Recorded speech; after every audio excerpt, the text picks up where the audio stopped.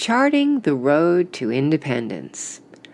Philip Livingston of New York, merchant member of the First Continental Congress and signer of the Declaration of Independence, guest essayist Richard Sala. And for the support of this declaration, with a firm reliance on the protection of divine providence, we mutually pledge to each other our lives, our fortunes, and our sacred honor. In 1903, in Huntington, New York, President Theodore Roosevelt delivered a 4th of July oration celebrating American independence. During his impassioned remarks, he noted that it is a good thing on the 4th of July for us to come together, and we have the right to express our pride in what our forefathers did.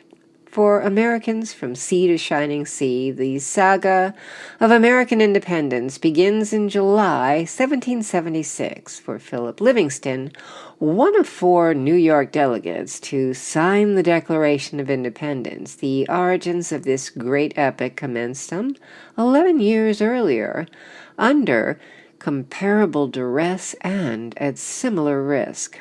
The second Lord of Livingston Manor, an estate encompassing approximately 160,000 acres on the Hudson River, a home in Manhattan, and a 40-acre estate in Brooklyn Heights, a graduate of Yale University, and a prosperous merchant of considerable wealth. Philip Livingston initially opposed American independence. Livingston opined that the thought of establishing a republic in America, breaking off our connection with Great Britain, and becoming independent was the most vain, empty, shallow, and ridiculous project that could possibly enter into the heart of man.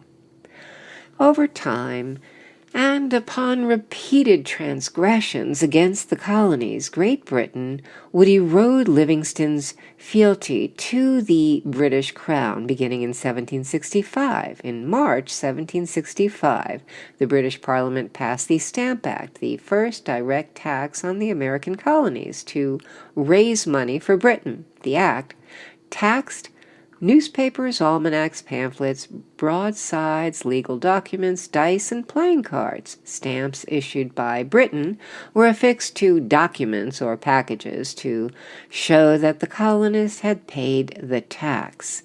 The enactment of the Stamp Act enraged the colonists.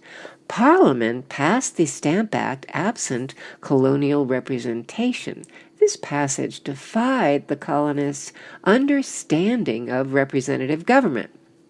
Not only were the colonists aware that the British Constitution guaranteed the right to be taxed only by consent, but they regarded this right as a product of natural as well as of British law. Colonists regarded taxation not as an act of sovereign power by the whole legislature, but as a free gift of the people by their representatives. In October 1765, in response to the Stamp Act, and without the requisite authorization from Great Britain to form a Congress, 27 delegates of the colonies gathered in New York to synchronize a colonial response to the Stamp Act. The gathering became known as the Stamp Act Congress. Philip Livingston was among the 27 delegates. Interestingly, Philip was joined as a delegate to the Stamp Act Congress by his cousin, Robert R. Livingston. Over the course of 12 days, the Stamp Act Congress drew up a statement of the rights and privileges of the British American colonists. This document is known as the Declaration of Rights and Grievances.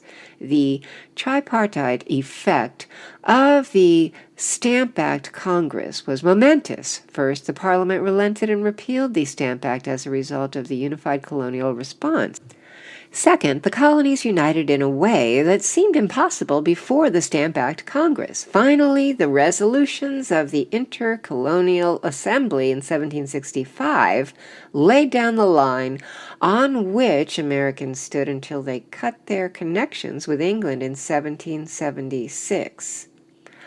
Nearly 11 years later, Philip Livingston would pledge his life, considerable fortune, and sacred honor to American independence and sign the Declaration of Independence as the delegate from New York.